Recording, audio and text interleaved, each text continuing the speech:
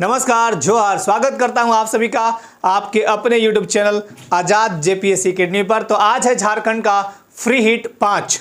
कौन सा है? Free hit 5। यहाँ पे माफ़ कीजिएगा 4 ही लिखा हुआ है ना, चौथा है मेरे ख्याल से। ये फ्री हिट 4 ही है ना, 3 पहले हो चुका है, मैं भी भूल गया है ना। फ्री हिट चौथा है, 5 नहीं है, चौथा ही है, 3 हो चुका है अभी तक। यहाँ पे मैं कुछ पॉइंट यहाँ पे लिखे हुए हैं, इसका पूरा डिटेलिंग करूँगा। हो सकता है इस पॉइंट का आंसर जरूर आता होगा आपको, लेकिन डिटेलिंग पूरा देखिएगा। इससे क्या होगा कि मैं एक पॉइंट का पूरा विस्तार करता हूं, और विस्तार में बहुत सारी बातें आती हैं जिसको आप नोट भी करते रहिएगा और दिमाग में डालिएगा। ये किसके लिए इंपॉर्टेंट है? तो जेपीएससी के लिए बहुत इंपॉर्टेंट है। झारखंड सीजीएल एकदम रामबान है। जेटेट की तैयारी कर रहे हैं आप या हाई स्कूल का, बहुत ही इंपॉर्टेंट। हाई स्कूल में एक पेपर आता है आपका पेपर 1, जिसमें जीएस 100 होते हैं, बहुत फायदा करेगा वहां पे। जेटेट में फायदा करेगा, साथ ही साथ एक्साइज कांस्टेबल उनके लिए तो बहुत उपयोगी है। तो चलिए मैं स्टार्ट करता हूं। यहाँ पे कुछ पॉइंट्स लिखे, मैं एक एक करके लेता हूं। सबसे जो पहला पॉइंट कहता है ये कि झारखंड की जो प्राचीनतम जनजाति है असुर, इनके युवागृह को क्या कहते हैं? तो देखिए, इनके युवागृह को हम कहते हैं गितियोड़ा। क्या कहते हैं? गितियोड़ा। गितियोड़ा। अब गितियोड़ा और किसका किसका युवागृह है तो आप याद कर लीजिएगा। 3 का युवागृह मुख्य रूप से याद कर लीजिएगा। पहला तो है मुंडा का भी, मुंडा का क्या है? गितियोड़ा है। दूसरा आपका हो गया असुर हो गया, तो असुर का भी गितियोड़ा हो गया। और कोरा जनजाति का भी आपका युवागृह जो है वो है गितियोड़ा। आप सभी को पता है कि झारखंड की प्राचीनतम जनजाति असुर है, और सिंधु घाटी सभ्यता के प्रतिष्ठापक के रूप में इनको जाना जाता है, यानी असुरों को जाना जाता है। यही नहीं, इनका उल्लेख ऋग्वेद और पुराणों में भी मिलता है देखने को। मतलब बहुत पुरानी जनजाति है असुर। असुरों के संबंध में एक चीज आप और याद रखिएगा कि झारखंड में जो है 8 आदिम जनजातियां हैं। तो 8 आदिम जनजाति जो है उसमें असुर भी है। 8 आदिम जनजाति, ये नोट भी कर लीजिए या याद कर लीजिएगा। 8 आदिम जनजाति कौन कौन सी है मैं एक बार पढ़ देता हूं, फिर लिख देता हूं। 8 आदिम जनजाति: असुर परैया सबर कोरबा, असुर परैया सबर कोरबा, माल पहाड़िया, सौरिया पहाड़िया, ब्रिजिया और बिरहोर। ठीक है, 8 आदिम जनजाति हैं। एक बार नोट कर लीजिएगा आप लोग। असुर परैया सबर कोरबा, माल पहाड़िया, सौरिया पहाड़िया, ब्रिजिया और बिरहोर, ये 8 आदिम जनजाति है। बात करता हूं जब जनजाति की, तो जनजाति यहाँ पे जो परसेंटेज है झारखंड में, टोटल परसेंट है, आदिम की बात नहीं कर रहा हूं मैं, टोटल जो कुल जनजाति है उसकी आबादी का 26.2%, यानी झारखंड में जो जनसंख्या है 3,29,88,134, इसका 26.2% आपकी क्या है? जनजाति है। और इनका संख्या कितना है? 86,45,042। ये आप याद कर लीजिएगा। संख्या कितना है? 86,45,042। जब बात आई है असुरों की तो और ही कर लेते हैं। इनका जो देवता है, सर्व प्रमुख देवता है, वो है सिंहबोंगा। कौन है? सिंहबोंगा। और झारखंड में जितनी भी जनजातियां हैं उनमें अधिकांशता का क्या है? सिंहबोंगा ही है। इनका जो पूजा पाठ कराता है उसको क्या बोलते हैं? बैगा। क्या बोलते हैं? बैगा। इनका जो लैंग्वेज है यानी भाषा है उसको बोलते हैं हम असुरी। असुरी या मालय भी बोलते हैं, मालय। कहीं मालयत भी लिखा हुआ मिलेगा, कहीं मालय भी, कोई दिक्कत नहीं है। हालांकि यह भाषा बहुत रेयर है, विलुप्त प्राय है, मतलब विलुप्त के कगार पे है। तो असुरों से संबंधित इतनी बातें आपको याद रखनी है। अब आते हैं दूसरे पॉइंट पे, है ना। देश का प्रथम गज आरक्षी यानी एलिफेंट रिजर्व पूछा गया आपसे किस जिले में है? देश का पहला गज आरक्षित जिला पूछा है। तो जिला पूछा तो सिंपल कह दीजिए ना कि हाँ सर कहाँ है, तो कह दीजिए आप सीधे। इसको मैं यहां लिखता हूं पूर्वी सिंहभूम। कहां पे है? पूर्वी सिंहभूम। इसका स्थापना अगर पूछेगा आपसे कि स्थापना कब हुआ था, तो 26 सितंबर 2001 ईस्वी। कब हुआ था? 26 सितंबर 2001 ईस्वी। कब हुआ था? 26 सितंबर 2001 ईस्वी। ये देश का जो मतलब स्थापित हुआ था, है ना। देश का जो पहला गज आरक्षित 26 सितंबर 2001 ईस्वी को पूर्वी सिंहभूम जिले में। हालांकि इसका विस्तार देखें तो कोल्हान प्रमंडल में है। पूरा विस्तार कहाँ पे है? कोल्हान प्रमंडल में है। कोल्हान प्रमंडल में। कोल्हान प्रमंडल में कितने जिले आते हैं? तो 3 जिले। कौन कौन है भाई? 3 जिले मैं दिखा देता हूं यहाँ पे। एक तो है ईस्ट सिंहभूम यानी पूर्वी सिंहभूम जिसे हम कहेंगे। इसका मुख्यालय कहाँ है? ईस्ट सिंहभूम का मुख्यालय है जमशेदपुर। जमशेदपुर। जमशेदपुर। और वेस्ट सिंहभूम का मुख्यालय कहाँ है? तो चाईबासा। और तीसरा आपका सरायकेला खरसावां। ये 3 जिलों में कोल्हान प्रमंडल में इनका विस्तार है। 13,440 वर्ग किलोमीटर, ऐसा ही लगभग है। 13,440 वर्ग किलोमीटर में ये विस्तृत है। कौन सा? देश का प्रथम गज आरक्ष यानी एलिफेंट रिजर्व। अब एलिफेंट रिजर्व जो स्थापना हुआ, इसका मुख्य उद्देश्य क्या था? हाथियों को संरक्षित करना। जैसे आप देखते हैं कि बेतला नेशनल पार्क जो लातेहार जिले में अवस्थित है, वहां पे आपका टाइगर रिजर्व भी है। 1932 में सर्वप्रथम विश्व में, पूरे विश्व में सबसे पहले बाघों की गणना हमारे झारखंड के, उस समय तो हालांकि पलामू जिला, उस समय तो झारखंड अलग हुआ भी नहीं था। 1932 में झारखंड के लातेहार जिले में की गई थी बेतला नेशनल पार्क। पहली बार 1932 में बाघों की गणना की गई थी, ये याद रखिएगा। तो आपका क्या हुआ कि देश का प्रथम गज आरक्ष अगर पूछेगा तो क्या बोलिएगा? कौन सा? पूर्वी सिंहभूम। अब एक चीज और याद रखिएगा, पूर्वी सिंहभूम में ही, यहां पे ही आपका एक है दालमा वन्यजीव अभयारण्य। कौन सा है? दालमा वन्यजीव अभयारण्य। दालमा वन्यजीव अभयारण्य, जी हाँ, दालमा वन्यजीव अभयारण्य। ये दालमा वन्यजीव अभयारण्य की स्थापना हुई थी 1976 ईस्वी में। कब हुई थी? तो आपको डेट याद रखना है, 1976 ईस्वी में। एक चीज दालमा से याद रखिएगा कि अगर पूछेगा कि यहाँ पे विस्तृत, इसका विस्तार बताइए, मतलब कहने का मतलब कि इसका विस्तार, तो बोलिएगा 193 वर्ग किलोमीटर में ये विस्तृत है। एक चीज आप यहां से और नोट कर लीजिएगा, point to be noted. Point to be noted में क्या आएगा आपका? अगर पूछेगा कि एकमात्र राष्ट्रीय स्तर का वन्यजीव अभयारण्य है ना, wild life sanctuary. Wild life sanctuary देखिए, देश का अगर पूछेगा, माफ कीजिएगा, झारखंड का एकमात्र राष्ट्रीय स्तर का, या अगर आपसे पूछ दिया जाए कि झारखंड में सबसे बड़ा वन्यजीव अभयारण्य, तो बोलिएगा पलामू वन्यजीव अभयारण्य। ये सारी बातें नोट कर लीजिएगा, पलामू वन्यजीव अभयारण्य, ठीक है, अभयारण्य। ये भी स्थापित हुआ था 1976 में, 794.33 वर्ग किलोमीटर में ये विस्तृत है, याद रखिएगा। इतनी बातें। पलामू वन्यजीव अभयारण्य क्या है? झारखंड का सबसे बड़ा वन्यजीव अभयारण्य है। कितना विस्तार है? 794.33 वर्ग किलोमीटर, लगभग मैं बता रहा हूं, इतना ही है। 1976 में यह भी स्थापित हुआ था। दालमा भी जेपीएससी में यहां से प्रश्न पूछे गए थे, याद रखिएगा। तो ये आपको इतनी बातें यहां से याद रखनी है। तीसरा आते हैं, सबसे इंपॉर्टेंट तीसरा एक और है आपका, कौन सा है? लौह अयस्क खनिज निक्षेप। अब आपसे पूछता है कि निक्षेप, निक्षेप का मतलब डिपॉजिट, याद रखिएगा। कुछ शब्द ऐसे दे देते हैं एग्जामिनेशन में कि आप चकमे खा जाते हैं, तो उसका इंग्लिश मीनिंग भी याद रखिएगा। चलिए बताता हूं। लौह अयस्क खनिज निक्षेप की दृष्टि से भारत का सबसे बड़ा जिला पूछा है लौह अयस्क की दृष्टि से, तो आप लौह अयस्क की दृष्टि से क्या कहेंगे, ये आपका याद रखिएगा। हाँ, वेस्ट, यहां पे लिखता हूं मैं, इस क्वेश्चन को मैं खींच के यहां ले आता हूं ना, फिर मैं एक बार मिटाऊंगा, फिर आप लोग करिएगा। पश्चिमी सिंहभूम, पश्चिमी सिंहभूम कौन सा है? पश्चिमी सिंहभूम। पश्चिमी सिंहभूम में एक जगह है चिरिया, चिरिया, ये क्वेश्चन पूछा गया है। मेरे ख्याल से ये फॉरेस्ट गार्ड, पुलिस वगैरह वगैरह 2-3 बार क्वेश्चन आया है। चिरिया, पश्चिमी सिंहभूम में आपका एक जगह है चिरिया। लौह अयस्क, अब लौह अयस्क जब पूछता है यानी आयरन ओर,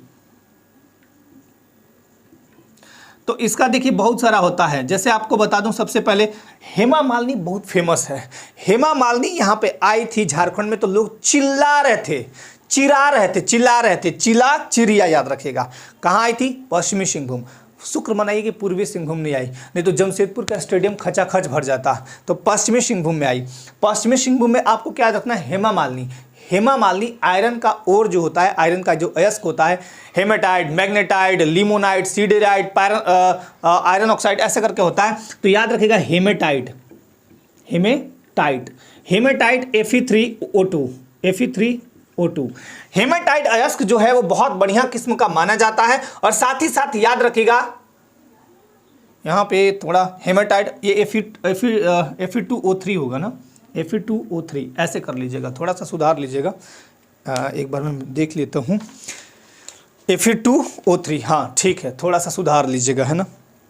तो देखिए, पश्चिमी सिंहभूम में चिरिया, याद कैसे रखेगा? हेमा मालिनी आई थी, तो हेमा मालिनी से हेमेटाइट, हेमेटाइट किस्म का यहाँ लगभग देखिए, देश में अगर पूछा है ना कि निक्षेप यानी डिपॉजिट की दृष्टि से, तो ऐसे ही नहीं है, लगभग 26% निक्षेप झारखंड में, पश्चिमी सिंहभूम में है, वेस्ट सिंहभूम में है। ये बातें आप याद रखिएगा। और बाकी एक चीज और याद रखिएगा, लोहे में, यानी आयरन मतलब लोहा, लोहा और जिंक यानी जस्ता के ऊपर लोहा और जो जिंक होता है, जिंक का परत मतलब चढ़ाया जाता है लोहा को गलने से बचाने के लिए। यूँ कहें कि लोहा के ऊपर जिंक का परत यानी जस्ते का परत चढ़ाया जाता है लोहे को बहुत दिन तक टिकाने के लिए, सुरक्षित रखने के लिए। जो आपके पुल्स वगैरह बनते हैं ना, पुल वगैरह, चाहे पानी में लोहे को गाड़िएगा तो वो तो क्या हो जाएगा, जंग लगेगा। तो जंग रोधी बनाने के लिए इस पर एक तरह का परत किया जाता है ना। परत का उस प्रक्रिया को हम क्या बोलते हैं, गैल्वेनाइजेशन, यशद लेपन। क्या बोलते हैं, गैल्वेनाइजेशन यानी यशद लेपन। क्या बोलते हैं, गैल्वेनाइजेशन यानी यशद लेपन। हाँ, और एक चीज़ और देखा होगा आपने, छत जो होते हैं ना, छत के ऊपर जो इस तरह से दिए होते हैं रेलिंग, जिसको बोलते हैं रेलिंग, वो स्टील के आमतौर पर बनाया जाता है। वो आम स्टील नहीं होता है, वो भी जंगरोधी होता है। उस पर जिंक यानी जस्ते का परत चढ़ाया जाता है। तो याद रखिएगा, लोहे को क्षरण से बचाने के लिए, स्टील को क्षरण से बचाने के लिए उस पर हम क्या करते हैं, जिंक का परत चढ़ाते हैं। उसको हम यशद लेपन बोलते हैं या जस्तीकरण भी बोल सकते हैं आप, है ना। तो चलिए इतना याद रखिएगा, अगले पॉइंट पे चलते हैं। राइट, अगला पॉइंट कहता है किस आंदोलन को भागीरथ मांझी का आंदोलन भी कहा जाता है। एक बार मैं इसको मिटा लेता हूं ना, ताकि आपको बढ़िया से दिख जाए। इसको मिटा लेता हूं, फिर आगे बढ़ता हूं, है ना। चलिए एक बार इसको मिटाने दीजिए मुझे, बाकी आप लोग नोट करते जाइए, पॉइंट्स को याद कीजिए, बहुत इससे फायदा मिलेगा, है ना, बहुत फायदा मिलता है। आप आराम से इसको लिख लीजिए, वीडियो को पॉज करके लिख लीजिए या फिर मेरी बातों को याद कीजिए, और मैं कोशिश करता हूं कि आपको याद चीजें यही हो जाए। चलिए अगला पॉइंट क्या कहता है कि किस आंदोलन को भगीरथ मांझी का आंदोलन कहा जाता है। ये देखिए, ये कहा जाता है 1874 में जो हुआ था खरवार आंदोलन। खरवार आंदोलन क्या कहते हैं, खरवार आंदोलन, भगीरथ मांझी आंदोलन, खरवार आंदोलन। अब खरवार आंदोलन देखिए, संथाल की ही एक उपजाति कह लीजिए खरवार है ना। संथाल अपने आप को पहले के टाइम में, प्राचीन काल में स्वर्ण काल जैसा व्यतीत किए हैं। मतलब एक तरह से कहेंगे संथालों का जो काल रहा ना पुराने टाइम में, वो स्वर्णिम युग जैसा रहा, है ना। कमेंट करके मुझे बताइएगा कि हिस्ट्री में स्वर्णिम युग किसके शासनकाल को कहा जाता है। आपने एंशिएंट, मेडिवल और मॉडर्न हिस्ट्री तो पढ़ा होगा ना, तो कमेंट करके मुझे जरूर बताना है कि किस बादशाह के शासनकाल को भारतीय इतिहास में स्वर्ण युग कहा गया है, जरूर बताइएगा। तो देखिए 1874 में खरवार आंदोलन हुआ था। संथाल की एक उपजाति इनकी मानी जाती है। और एक पॉइंट और यहां पे याद रखिएगा खरवार आंदोलन से, है ना। देखिए भगीरथ मांझी, इसके नायक कौन थे, भगीरथ मांझी। तो भगीरथ मांझी को हम क्या बोलते थे, बाबा बोलते थे। बाबा क्यों बोलते थे, प्यार से लोग उनको बाबा बोलते थे। इनका जन्म कहां हुआ था, तो गुड्डा के तलडीहा में इनका जन्म हुआ था। और शुरू में देखिए ये क्या था ना, जो ये आंदोलन चला था ना, भगीरथ मांझी का आंदोलन एकेश्वरवाद और धार्मिक वगैरह को लेके था। बाद में इसका जन क्रांति के रूप में परिवर्तित हो गया था। तो इतनी बातें आपको यहाँ इससे याद रखना है भगीरथ मांझी संबंधित। झारखंड का नया राज्य चिन्ह का अनावरण कब और कहाँ हुआ था, ये आपको 1 2 3 4 हो चुका है, 5वां करा रहा हूँ। देखिए राज्य चिन्ह का अनावरण कब और कहाँ हुआ था, 14 अगस्त 2020 को। देखिए यहाँ पे बनाया हुआ, मैं आपको दिखेगा नहीं, आर्यभट्ट सभागार रांची में। तो इसका आंसर जो होगा वो क्या होगा, मैं यहाँ पे लिख देता हूँ 14 अगस्त 2020 को, है ना। कहाँ पे, रांची में आर्यभट्ट सभागार में हुआ था। अब ये ध्यान दीजिएगा, जो ये गोला चक्र है, मतलब गोला है, ये एक गोला विन्यास जो लिया गया है, राज्य की प्रगति को दिखाता है, और इस गोले की कुल संख्या कितनी है, 7। पहला जो गोला है वो ब्लैंक है, यानी उसमें कुछ नहीं लिखा हुआ है। दूसरे गोले में लिखा है हिंदी और इंग्लिश में, हिंदी में लिखा हुआ है झारखंड सरकार और इंग्लिश में गवर्नमेंट ऑफ झारखंड। तीसरा जो गोला है उसमें हाथी है 24। याद रखिएगा, तीसरा गोला में कौन है, हाथी है 24, हाथी की संख्या है 24, हालांकि वहां पे सफेद हाथी है। और चौथा में है क्या, फूल, पलाश का फूल सुर्ख लाल लिए हुए, जो जन क्रांति को भी दिखाता है। पलाश का फूल हमारा राष्ट्रीय फूल भी माना जाता है। पलाश, हमारा झारखंड का राष्ट्रीय पुष्प क्या है, पलाश। तो पलाशों की संख्या यानी फूलों की संख्या कितनी है, 24, ये भी याद रखिएगा। तो एक बार फिर से 7 जो है मैं फिर से रिमेंबर करवाऊंगा। और उसके बाद पहला खाली है, दूसरा में गवर्नमेंट ऑफ झारखंड, तीसरा में हाथी है 24, चौथा में पलाश फूल 24 गए, और 5वां में शौर्य चित्रकारी दिखाया गया है, नर्तकों को दिखाया गया वो 48, ठीक। और उसके बाद छठे में है सफेद गोला 60, छोटा छोटा गोला 60 है, और 7वां में आपका अशोक स्तंभ है। तो टोटल कितने हुए, 7। अब एक तरफ से पहला ब्लैंक है, पहला में कुछ नहीं है, कुछ सोच के रखा होगा उन्होंने। दूसरा है आपका हिंदी और इंग्लिश में, हिंदी में झारखंड सरकार और इंग्लिश में गवर्नमेंट ऑफ झारखंड। तीसरे में हाथी 24 गो है। चौथा में आपका फूल है, पलाश का फूल 24 गो है। और ऐसे याद रखिएगा 24 और 24 तो 48, तो अगला वाला में 48 गो क्या आएगा, नर्तकी आएगा, डांस करेगा, ठीक है। फिर उसके बाद 60 गोला है, वाइट छोटा छोटा गोला 60।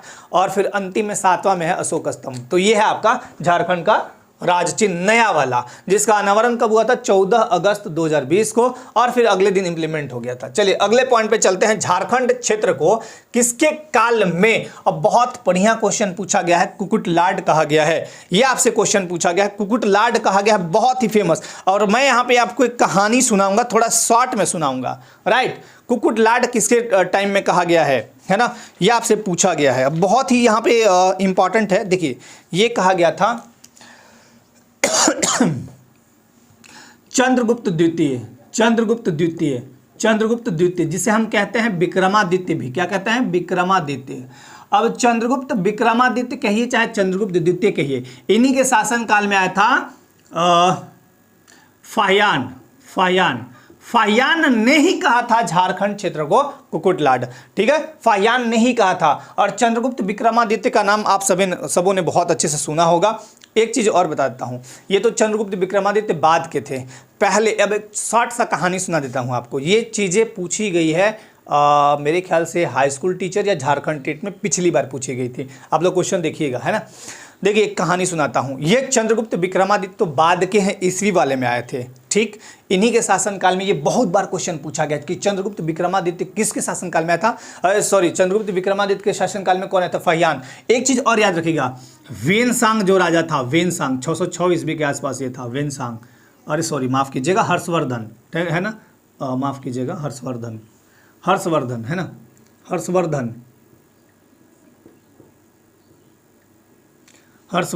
हर्षवर्धन के शासनकाल में आया था वेनसांग। कैसे याद रखिएगा, ये दोनों चीनी यात्री थे, ये दोनों क्या थे, चीनी यात्री। देखिए हर्षवर्धन तो हर्ष वेनसांग, हर्षवर्धन हर्ष वेनसांग, और ये आया चंद्रगुप्त द्वितीय तो फाहियान, ऐसे भी याद रहेगा, ठीक। इतनी बातें याद रखनी है। अब मैं आपको कहानी जो सुनाने जा रहा हूँ वो सुनाने जा रहा हूँ प्राचीन इतिहास, प्राचीन भारत का इतिहास, जिसमें एक कैरेक्टर आता है बहुत ही बढ़िया। नंद वंश का जो अंतिम राजा था घनानंद, उसको शासन को समाप्त करने वाला कैरेक्टर बहुत बढ़िया, चंद्रगुप्त विक्रमादित्य। मैं शॉर्ट में सुनाऊंगा, बहुत ज़्यादा टाइम नहीं लूंगा, कहानी सुनिएगा, बड़ा मज़ेदार है।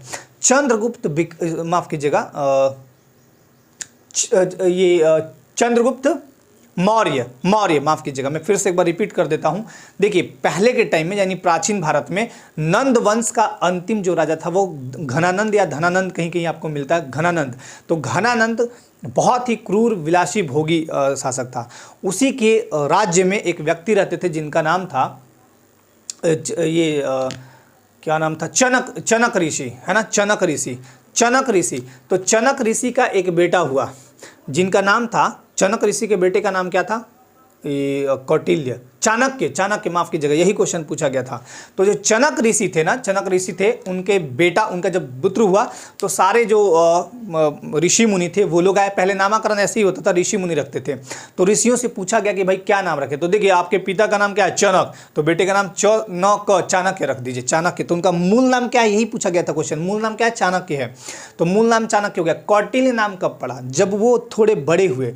बच्चे का बुद्धि तुरंत जन्म लेते के साथ नहीं दिखता है, कुछ बड़ा होने के बाद।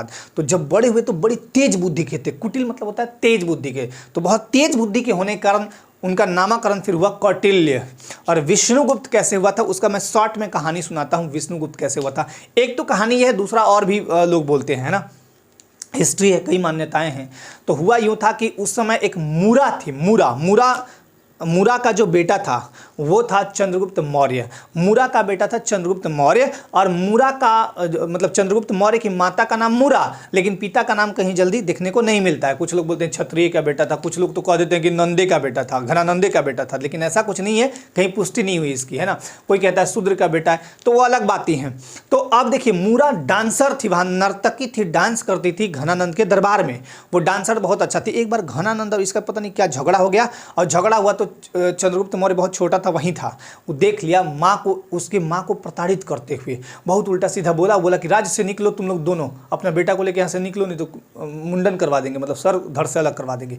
अब बेचारी डरी सहमी अपने बेटा को लिए, बेटा देखिए अगर माँ का बेइज्जत देख लिया, बेइज्जत होते हुए, तो वो जिंदगी भर याद रखता है, वो बदला जरूर लेगा। एक तो कारण बना घनानंद के मौत का कारण बना यही चीज़, चंद्रगुप्त मौर्य के दिमाग में उसी समय पुट कर गया कि मैं इसको जरूर मारूंगा। वो लोग दूर दराज चल गए। चनक ऋषि जो थे ना, वो जब 322 BC में जब आ रहा था, उसे उधर से अलेक्जेंडर सिकंदर आक्रमण करते हुए 322-26 ऐसे कुछ करके, जब उधर से 326 BC में आ रहा था अटैक करते हुए, कौन, अलेक्जेंडर सिकंदर, तो सिकंदर की सेना को आभास मतलब पहले से ही हो गया था, मतलब इन लोग को। और ये क्या था, दिन भर भोगी विलासी की तरह खाली डांस देखता था, हुक्का हुक्का पीते रहता था, कौन, घनानंद। तो चनक ऋषि बहुत समझदार व्यक्ति थे। तो चनक ऋषि ने, वही कौटिल्य के पापा, चनक ऋषि ने उस समय बोला, किसी गुप्तचर के माध्यम से कहवाया कि उधर से सेना आ रही है, किधर, अलेक्जेंडर सिकंदर के, आप अलर्ट रहिए और युद्ध के लिए तैयार रहिएगा। वो बोला कि राजा हम है कि तुम है, दीर्घधाम ऐसा देखा होगा आपने मूवी टीवी वगैरह में। बुलाया अपने 4 सैनिक को भेज के, रात में अगर थाना वाला आ गया आपके घर गाड़ी लेके, तो आप सोचिएगा ना भाई मेरे पापा जी को पकड़ के क्यों ले जा रहा है। तो यही सोचने लगे, बहुत तेज बुद्धि के थे कौटिल्य, सोचने लगे 4 सिपाही आया मेरे पापा चनक ऋषि को पकड़ के कहाँ ले जा रहा है। वो भी पीछे पीछे चल दिए, उनको बुला के और सिपाहियन को बोला, आदेश दिया कि जाओ इसको उधर ही जंगल टाइप साइड में काट देना, धड़ से अलग कर दो। धड़ से अलग कर दिया, चनक ऋषि को मरवा दिया, और जो मुंडी होता है वो बांस के खूंटी पे टांग दिया। बेचारा झाड़ी से छुप के कौटिल्य देखते रहा। मूवी में क्या होता है कि रुको पापा मैं आता हूँ, लेकिन वैसा नहीं था। वहाँ पे कौटिल्य बहुत तेज बुद्धि के थे, जान देते अगर मैं निकलूंगा तो ये लोग भी मार देगा। हालांकि घनानंद जो था वो जानता था कि चनक ऋषि का एक बेटा है जिसका नाम है चाणक्य उर्फ कौटिल्य, और कोई नाम नहीं जानता था, फेस से नहीं देखा था। जब सिपाही लोग चले गए मार मुरा के, उसके बाद वो रोते भी लगते, बेचारा 11-12 साल का बच्चा निकला, फटाक से अपने पिता के शव को एक जट किया, मतलब और लकड़ी पे चिता उता को आग दिया, और उसी समय चुन्नी खोल के प्रण लिए थे। चुन्नी खोल के, मैं अपनी शिखा को तब तक नहीं बांधूंगा जब तक आपके हत्यारे यानी घनानंद के रक्त से अपने बाल को नहीं धोलूंगा। एक तो कथा ये आता है, एक कथा और आता है कि जब उनके दरबार में गए थे चाणक्य, तो बहुत बेइज्जती किए थे कि काला कलूटा ब्राह्मण कहाँ से आ गया, और काला कलूटा ब्राह्मण को भगाओ यहाँ से। उसी समय चुन्नी खोल के वो प्रण लिए थे कि मैं इसका वध करूंगा। तो देखिए दोनों कथाएं आती है। अब देखिएगा वो अपना अंतिम संस्कार पिता का करके और राज्य छोड़ के जाने लगे। अब बेचारा 11-12 साल का बच्चा मूर्छित होकर जंगल में गिर पड़ा। उधर से एक साधु आ रहे थे, उठाए इसको पानी छीट के, ये बोला कि वो पूछा कि तुम कौन हो। ये सोचे, बहुत तेज बुद्धि के थे कौटिल्य, ये सोचे कि मेरा नाम घनानंदवा जानता है कि मेरा नाम चाणक्य है और कौटिल्य है। फट से उन्होंने नाम कहा कि मेरा नाम विष्णुगुप्त है। तो वहाँ तीसरा नाम हो गया, और यही कारण बना था। फिर वो मूरा के पास जाते हैं, खोजते खोजते उनको पता चलता है, मूरा के पास जाते हैं, अपने बेटे को, उसके बेटे को मांग के लाते हैं, ट्रेनिंग देते हैं, इतनी कठोर ट्रेनिंग देते हैं चंद्रगुप्त मौर्य को कि कभी कभी चंद्रगुप्त मौर्य भागने लगता है। लेकिन वो कहते हैं कि अपनी माँ के हत्यारे का अपनी माँ का जो तुम्हारा बेइज्जती किया उसका बदला नहीं लेना है क्या। और चंद्रगुप्त मौर्य को ट्रेंड करते हैं, और चंद्रगुप्त मौर्य बहुत बड़ी सेना लेके और समूचे उत्तर भारत को रौंदा, साथ ही साथ घनानंद को तलवार से मारता है, और उसके रक्त की तरफ इशारा करता है अपने गुरु को यानी चाणक्य को कि चाणक्य महाराज वो अपने बाल को ऐसे धोते हैं। उसके बाद चंद्रगुप्त मौर्य इतना महान सम्राट, सोचिए, तलवार को इस तरह से पकड़ के चरणों में गिर के अपने गुरु का रखता है, बोलता है कि अब मैं चला अपनी मम्मी के पास, ये लीजिए तलवार, अब मैं चला। ये कहते हैं कि गुरु दक्षिणा कहाँ दे रहा है। चाणक्य इतने दिन तक साथ रहा था गुरु के साथ, तो समझ गया कि मामला क्या है, तो बोला कि ठीक है मांगिए। चाणक्य ने बोला ये जो मगध साम्राज्य है ना, इसका तुम मतलब मगध साम्राज्य को आगे बढ़ाने में तुम्हारी महत्वपूर्ण भूमिका रही, और ये तुम नींव डालो यहाँ पे तुम राजा बन जाओ। वो कहते हैं कि ठीक है गुरुजी, लेकिन एक मेरी भी शर्त है। अब कौटिल्य भी समझ गए, शर्त क्या है, आप मेरा प्रधानमंत्री बन जाइए। तो ये दोनों कोई ठीक ठाक से रहने लगते हैं। चलिए कहानी थोड़ी लंबी हो सकती है भले, लेकिन कुछ सीखने, देखिए सीखते रहिए, कुछ ना कुछ सीखते रहिए। ये क्वेश्चन टेट में पूछा गया था। चलिए अगला क्वेश्चन पे चलते हैं। अगला पॉइंट पे, महात्मा गांधी झारखंड में कितनी बार आए थे। बहुत ही इंपॉर्टेंट, बहुत ही शानदार क्वेश्चन है ये, पॉइंट है। महात्मा गांधी टोटल आए थे 11 बार। कितना बार आए थे, ये 11 बार आए थे टोटल। अगर पूछ देगा एग्जाम में तो याद रखिएगा। अब यहाँ पे सवाल उठता है कि पहली बार कब आए और अंतिम बार कब आए। पहली बार कब आए थे, देखिए पहली बार तो आए थे 1917 में, ठीक, और अंतिम बार आए थे मेरे ख्याल से 20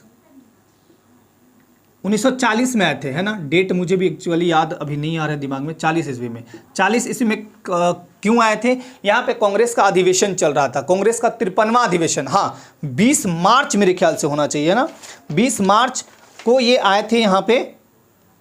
हाँ, 20 मार्च मतलब 14 मार्च को आए थे, 14 मार्च को ये आए थे। लेकिन 20 मार्च 1940 को जब अधिवेशन हो रहा था, रामगढ़ अधिवेशन, वहां भी एक भाग लेने गए थे और खादी को लेके कुछ प्रचार प्रसार को लेके आए थे। 20 मार्च 1940 को रामगढ़ में कांग्रेस का 53वां अधिवेशन हो रहा था, जिसकी अध्यक्षता किसने की थी? तो भारत के पहले शिक्षा मंत्री मौलाना अबुल कलाम आजाद साहब ने की थी। 20 मार्च 1940 को 53वां अधिवेशन रामगढ़ में हुआ था। कांग्रेस का स्थापना 28 दिसंबर 1885 को हुआ था बंबई के गोकुलदास तेजपाल संस्कृत विद्यालय में। लेकिन याद रखिएगा, आपसे पूछेगा कि कितना अधिवेशन कांग्रेस का हुआ है झारखंड में, तो एकमात्र अधिवेशन रामगढ़ अधिवेशन 53वां नंबर का था। 20 मार्च, कहीं कहीं 20-21 भी मिलता है, तो 20 मार्च 1940 और यहाँ पे गांधी जी आए थे। फिर 21 मार्च को वो चले गए थे जमशेदपुर और फिर वो अंतिम बार, तो पहली बार आए थे 1917 में और अंतिम बार आए थे 1940 में। ये एक और डेट याद रखिएगा आप, यहाँ पे 14 मार्च, यहाँ पे पहली बार आए थे 3 जून, हाँ 3 जून 1917 को आए थे पहली बार गांधी जी और अंतिम बार आए थे कब? 14 मार्च 1940 को। हालांकि 14 मार्च को आए तो फिर कांग्रेस के अधिवेशन में भी रुके, फिर जमशेदपुर चले गए, फिर वापस चले गए, तो टोटल मिला के 11 बार, बीच में बहुत सारे बार आए थे, है ना। चलिए अगला है, कौन सी जनजाति स्वयं को बाहुबली मानती है? तो देखिए ये मानती है बथुड़ी एक अल्पसंख्यक जाति है ना। ये द्रविडियन है और खुद को ये समझिएगा, ये खुद को जनजाति मानती ही नहीं है, बोलते हम जनजाति नहीं है ना, द्रविडियन। ये खुद को क्या बोलते हैं? बाहुबली या बाहुतुली भी कहते हैं, और ये बोलते हैं कि हम क्षत्रिय जैसा मजबूत हैं। बथुड़ी क्या कहते हैं? एक अल्पसंख्यक जनजाति है, द्रविड़ प्रजाति से संबंधित है और ये खुद को जनजाति नहीं मानते। तो पूछ देगा क्वेश्चन कि कौन जनजाति खुद को जनजाति मानती ही नहीं है, तो कौन है? बथुड़ी। और अब लास्ट पॉइंट पे आते हैं हम लोग। यहाँ पे देखिए, जगन्नाथपुर मंदिर का निर्माण कब और किसने कराया था? तो देखिए 26 दिसंबर 1691, ये डेट याद कर लीजिए, 26 दिसंबर 1691 ईस्वी में ये हुआ था। 26 दिसंबर 1691 ईस्वी को ये जगन्नाथपुर मंदिर जो रांची में है उसकी स्थापना किसने किया था? तो ठाकुर एनिसा कौन थे ये भी मैं बता देता हूँ। ठाकुर एनिसा, देखिए जो नागवंशी शासक थे ना, यहाँ पे मैं लाल से लिख देता हूँ, जो नागवंशी शासक थे ना, नागवंशी का 48वां राजा कौन था? तो रामशाह को 10 गो पुत्र रहे। रामशाह के 10 पुत्र थे, जिसमें 4th नंबर के कौन थे? चौथे नंबर के थे, 4th नंबर के, यहाँ पे फिर से मैं लिख देता हूँ थोड़ा सा, 4th नंबर के थे ठाकुर एनिसा। ठीक, याद रखिएगा। दूसरी बात पूछेगा कि ये मंदिर रांची से दक्षिण में 10 किलोमीटर दक्षिण में है। तीसरा पूछेगा कि बताइए जगन्नाथपुर मंदिर का ठाकुर एनिसा ने स्थापना करवाया, कितना ऊंचा है? तो बोलिएगा ये मूर्ति है, मान लीजिए ये मंदिर है तो 100 फीट ऊंचा, 100 फीट। लेकिन कहेगा कि एक पहाड़ी है, पहाड़ी की ऊंचाई बताइए, तो पहाड़ी की ऊंचाई कितना है? 250 फीट। 250 फीट पहाड़ी पर 100 फीट ऊंच मंदिर है। ये ठाकुर एनिसा कैसे चले गए? तो ठाकुर एनिसा चले गए, बेचारे बहुत परेशान हो गए थे, अपने साथ एक आदमी को लिए थे जो उनका सेवा हुआ करता था, और चले गए थे कहाँ? उड़ीसा, पुरी में, जब आपका उड़ीसा है जगन्नाथ मंदिर, वहाँ पे गए थे और वहाँ पैदल चले गए थे। सोचिए कितना दुर्गम रास्ता था। गए वहाँ भगवान सपना दिए इनको कि जा जगन्नाथ, जा एनिसा, तू हमारा मूर्ति के प्राण प्रतिष्ठा वहीं करई है। ये बेचारे आ गए, कहाँ आ गए? रांची आए, और रांची में बहुत अच्छा मनोरम ठाव यानी स्थान देखकर यहाँ पे ये ठाकुर एनिसा जो है वो जगन्नाथपुर मंदिर, वहीं पे आपका रथ यात्रा मेला भी निकलता है। मोसीबाड़ी वहीं है ना, हर साल निकलता है, 9 दिन चलता है लगभग, है ना। तो यहाँ बहुत भव्य मेला भी लगता है। हालांकि मेन जो आपका जगन्नाथपुर मंदिर है वो है आपका पूरी उड़ीसा में, है ना। तो ये था आपका फ्री हिट का ये पार्ट, और इसको बहुत अच्छे से देखिए, समझिए, और आपके कोई भी अगर उसके बाद भी क्वेरी बचते हैं तो आपके सुझाव सादर आमंत्रित रहेंगे। और फ्री हिट मैं बोलता हूं, इसको शेयर जरूर करिएगा। मैं किसी वीडियो को शेयर करने के लिए नहीं बोलता हूं, लेकिन इस वीडियो को सबको शेयर करिएगा क्योंकि यहां बहुत फायदा मिलता है। ये कंटेंट जो आपके दिमाग में जाएगा ना मेरे थ्रू, वो बहुत काम करेगा। आने वाले टाइम में एकदम रामबाण जैसा काम करेगा। आप एग्जाम में जाइएगा तो फटाफट क्लिक करेगा, सर ने ऐसा बताया था, ऐसा बताया था। तो मैं आप सभी से ये निवेदन नहीं करता हूं कि इसको ज़्यादा से ज़्यादा शेयर करिएगा। मैं किसी वीडियो को शेयर करने के लिए कभी किसी को नहीं बोलता हूं, लेकिन इसलिए बोलता हूं कि इससे ज़्यादा से ज़्यादा छात्र लाभान्वित होंगे, है ना, लाभान्वित होंगे। और बहुत अगर इसमें लाभान्वित होंगे, साथ ही साथ वो हमेशा अपना रीड करते रहेंगे, पढ़ते रहेंगे, एक पढ़ाई का फ्लो चलते रहेगा। हाँ, आपके सुझाव सादर आमंत्रित है। अगर इसमें आपको कोई डाउट हो या कोई भी प्रश्न पूछना चाहते हो जो इस वीडियो में मैंने नहीं बताया, तो आपके कमेंट भी सादर आमंत्रित है। बिल्कुल आप कमेंट करके पूछ सकते हैं, ठीक है। और बाकी वीडियो को बहुत अच्छे से देखिए, जहां कोई त्रुटि लगे मुझे जरूर बताइए। तो चलिए, आज के लिए आप सबको बहुत बहुत धन्यवाद। स्वस्थ रहिए, मस्त रहिए, व्यस्त रहिए। जय हिंद।